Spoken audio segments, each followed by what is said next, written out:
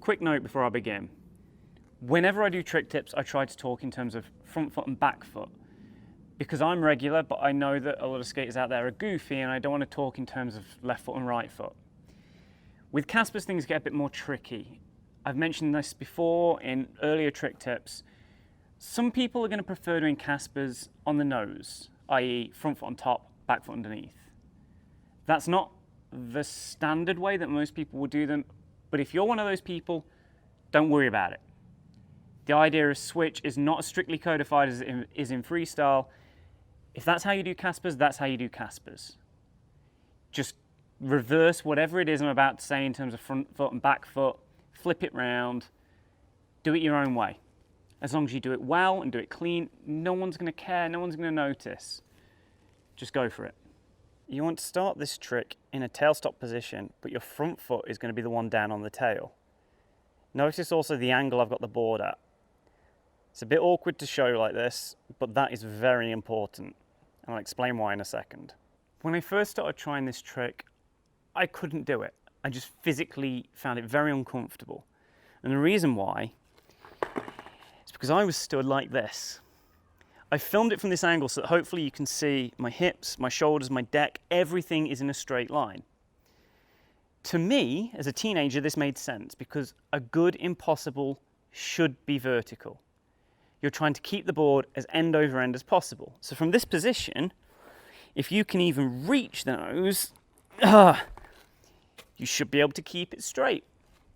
At least that's the way I thought. But as you can see, if I'm stood dead in line, trying to get all the way over there, yeah, you can see what I'm struggling with. A lot of thigh muscles and a lot of other things in the way. It's not comfortable. Now, if I change my stance slightly, kind of aim for a more 45-degree position, I'm now facing that way, my shoulders are off the line of the deck. Now I can reach all the way across to this crossfoot position much easier.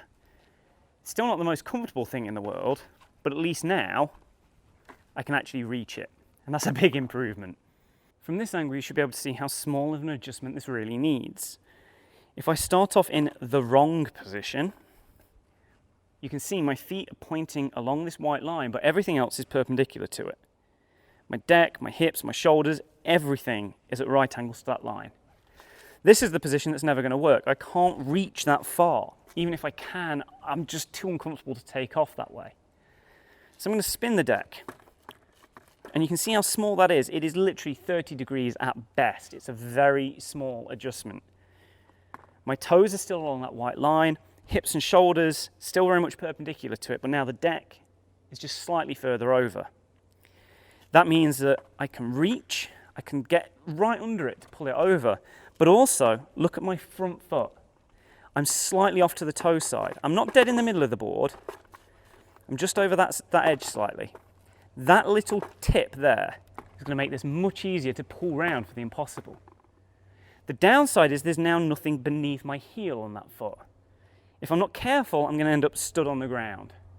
You really want to minimize that as much as possible. That is a very small detail, but the more of that foot you leave on the ground through this trick, the worse this is going to look.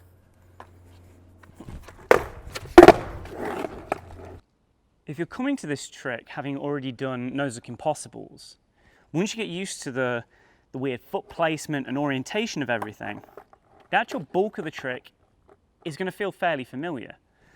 Because once you've crossed this foot over here, it's going to work just like a regular nose-hook impossible does. The same rules apply. You want this foot to be as deep under the nose as possible. Don't just tickle it. Don't just like have the tip of your toes under. Get deep, because that gives you the most control. And then you're going to start picking that up. Just lift with this back foot to get the board towards vertical. Once it gets to this point, this is where it's going to feel a lot like a nose-hook impossible because this foot is doing the same job. You're not going to scoot backwards, you're not going to scoot it round, you're going to drive through the tail. You're going to push that way, literally straight through.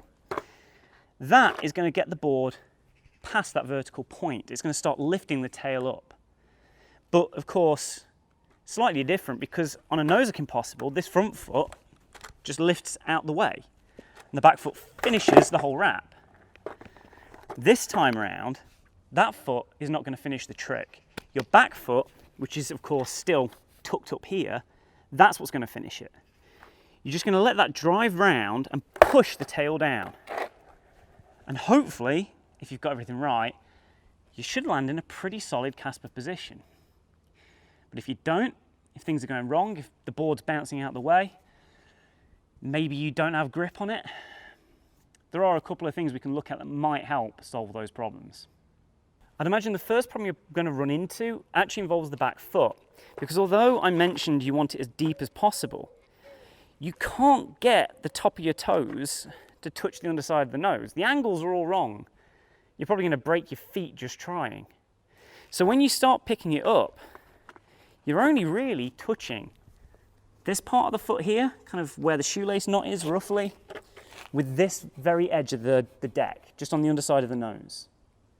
Now you can see I've got grip tape here. Running grip tape right to the edge of the underside of the nose means you're much less likely to slip in the first moments of this trick. Having a skid plate also helps because it gives you an extra little lip in case your foot does start to drift. Now without those, you're much more likely to do something as spectacularly stupid as this. Now, obviously that's exaggerated. I'm very much faking it, but that sort of thing can happen.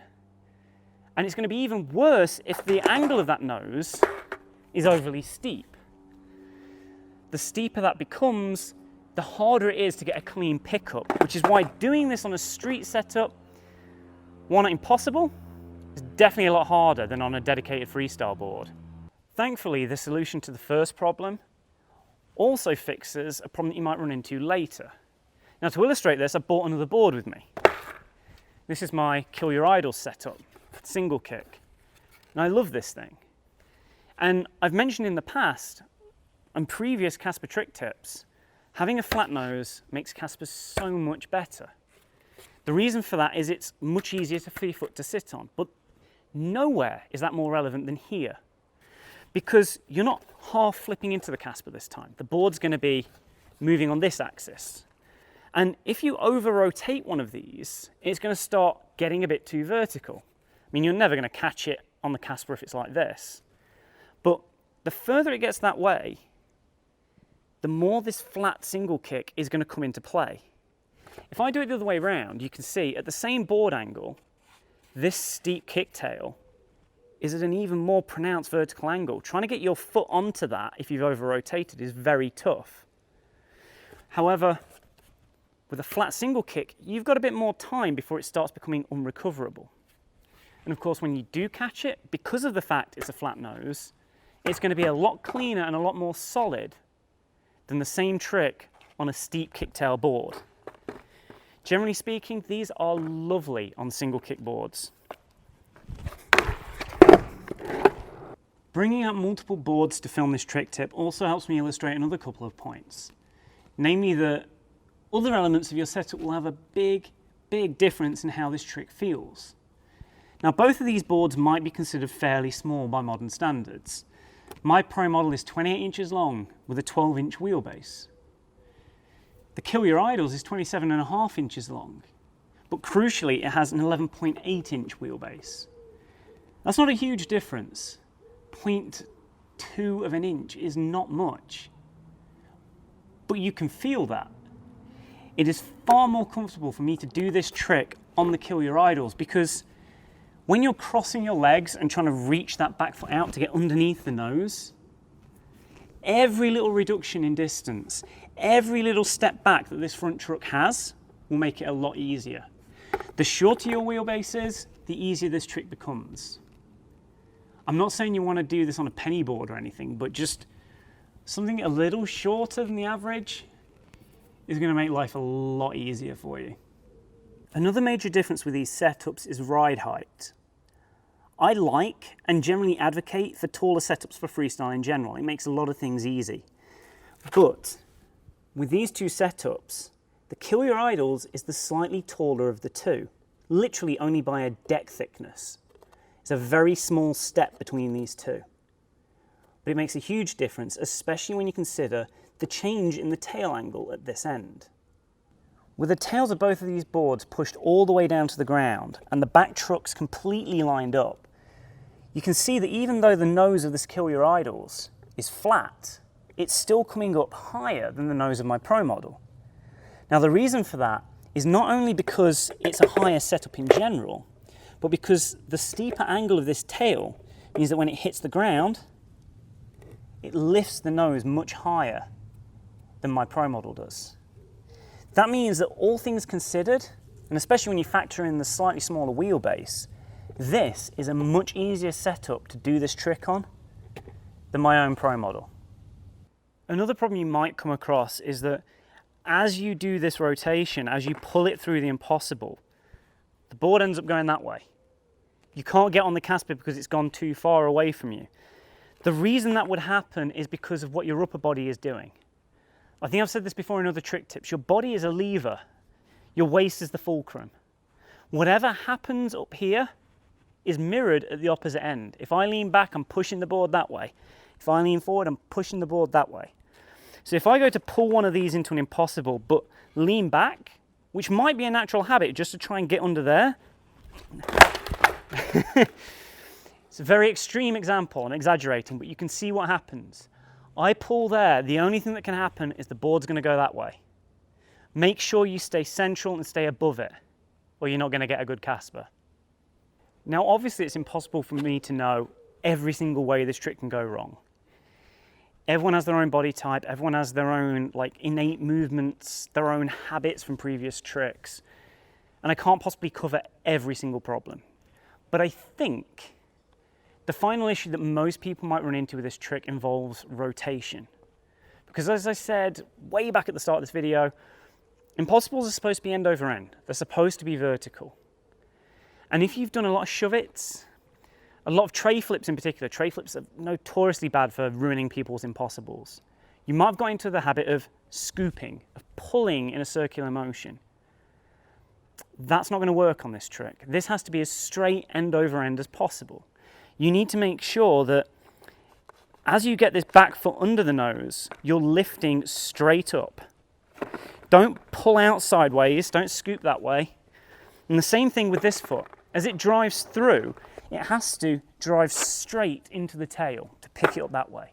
If it's scooping backwards, you might get a very sloppy thing you can pass off as a full crossfoot impossible, but it's never going to be vertical enough to get to the Casper cleanly. Now, one of the other reasons that you might want to use something like the Kill Your Idols is the shape. Most traditional single kicks have one very round nose and one very square tail. The square tail works in your favor with tricks like this. There are double kicks with similar shapes. Tori Zoltan's board on Cyrus, Denham Hills, Moonshine Deck. They're a very similar kind of square tail, round nose arrangement. Anything like that will work quite well for this trick because when you've got a square tail under this front foot, it's much less likely to roll. It's much less likely to go either direction. As you pick it up, it'll want to stay on that flat. And if it stays there, you're much more likely to push through vertically than you are to scoop behind you. So if you find a board that has a very square tail, again, that is what's going to work for this trick. Okay. So at this point, pretty much covered the whole trick. Can't think of anything else to mention, but I will say this. Crossfoot Impossible to Casper is not an overly hard trick. It's an awkward one, but it's not overly hard. But it is a very easy trick to do badly, to do it sloppily, to do it in a way that would shame your father if he knew you were doing it. Now, as I've been demonstrating this for the camera, you'll notice I just put the board there, I've got this foot on the floor, and then I just step into it. Don't. I'm doing this for demonstration purposes. This is sloppy, this is lazy, this is beginner level stuff, right? We don't need to do this. What you want to do is roll into it at a bare minimum, stop on the tail, switch foot, don't put this one down, then cross over and pull. It's cleaner, it looks better. Still an awkward setup, but it will look more impressive. Now the other problem is, and I do see this occasionally, it's an awkward setup. It's an awkward motion, I get that, but that's no excuse for doing this. Don't leave your front foot on the floor. Not during the transition, not during the impossible, and certainly not here. I've been through this on these videos before. This isn't a Casper. This is cheating. This is wrong. This is kiddie level stuff. We are above and beyond that now. A Casper needs to be balanced. No foot on the floor. Just because it's hard, just because it's difficult, it doesn't mean that you can, you know, cop out. Do it right or don't do it at all. Roll, tail, change, cross over, pick it up, go round, no foot on the floor. Even if you think, I'm just being a stickler, even if you think, I'm just being really dogmatic about this, trust me. Even if someone doesn't know what freestyle is, even if someone's never seen a Casper, they're going to be more impressed by the one that's balanced with no foot down. Because it looks better, it looks cleaner, it shows more control. I believe in you, I believe you can do it. To make me proud, make your mum proud, make your small chihuahua proud, whatever. Just do it right. I'm not asking for much. Come on.